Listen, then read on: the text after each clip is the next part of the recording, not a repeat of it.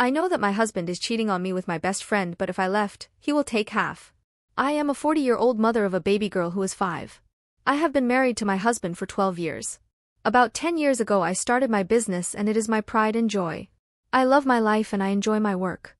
2 years ago I lost my beautiful mother to breast cancer. It all happened in 5 weeks and she was so young. 55 years old. It sent me into shock and depression. A short while before that my best friend found out that her husband cheated and he left her for his mistress. It was a hard time and my best friend and I became even closer than ever before. She moved in with me for a while after my mother passed because I wasn't really functioning and she was homeless. I started with antidepressants that killed my sexual needs.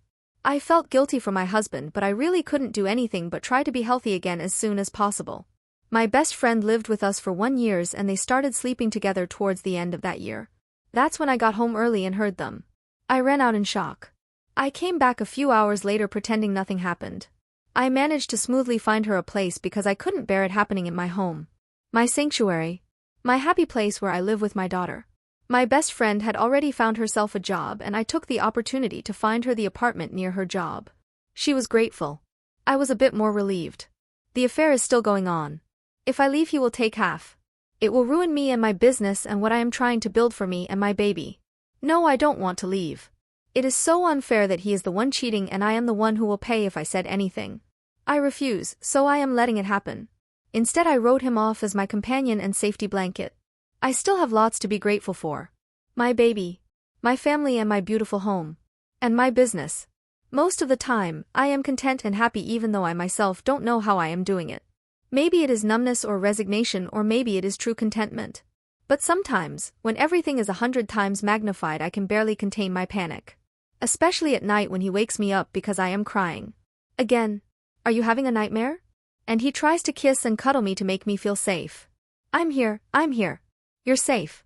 I wish I could tell him that my nightmares are my escape from my reality with him and that his shoulders aren't safe. He rarely asks why I am crying. He probably thinks it is mom, because that's what I tell him, but sometimes I feel like he knows or that he can't help himself wondering. What's going on behind those eyes? What do you mean? I can't read your face anymore. See, you are silent again. When I look at him he immediately looks away like he is scared he would turn into stone and says I miss you, that's all. My panic has increased more these past few months since he started paying me attention again. The first period after mom's passing, he never bothered me out of courtesy I suppose. Never asked for intimacy. Then he had her so he didn't need me. But now? I don't know what changed. They're still together, so what does he want from me? Is he testing me? I never understood why they're doing what they're doing either. I have seen their texts. There's no love there, no respect, no warmth. Not what I would expect from two people who are sleeping together, especially not when the stakes are so high. You would think that they love each other so much that they're willing to pay the price in case they're caught. No, there's a lot of anger, fighting, and resentment. A lot of guilt and self-hatred. He calls himself and her disgusting and shells of a human being. Is that too some sort of love? I don't know why I am writing here. I googled about infidelity and self-help and I ended up in this community and I read tens of similar stories. Maybe I would feel better writing my own down. Please don't think too ill of me. I know that I am pathetic, but I used to have more dignity. Update. Hi everyone.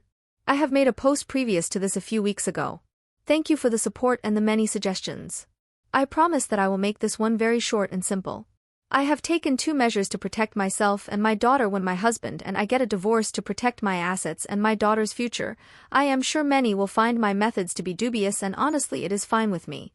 All's fair in love and war and this is a bit of both. I told my father everything. He was horrified but a bit relieved that he finally found out what's been hurting me.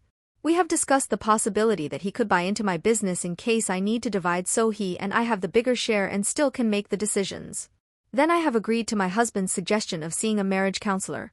He talked about my mom's passing and how it affected me and my mentality. He kept talking about me building walls and being distant and how he was longing for me to come back to him. I just wondered while he talked what he would do if I told him that I knew. Would he still complain about my walls or finally understand them? I opened up about my mom's illness and how it affected me. Not only the losing her part but the fact that my grandmother and great-grandmother passed the same way. It kept me thinking that I have inherited this and passed it down to my daughter and the guilt and fear that I have been feeling. I chose to have my daughter fully aware of the risks. What was I thinking? Since the counseling we have been talking more in our day-to-day and I just honestly told him that my business was one of the stressors in my life.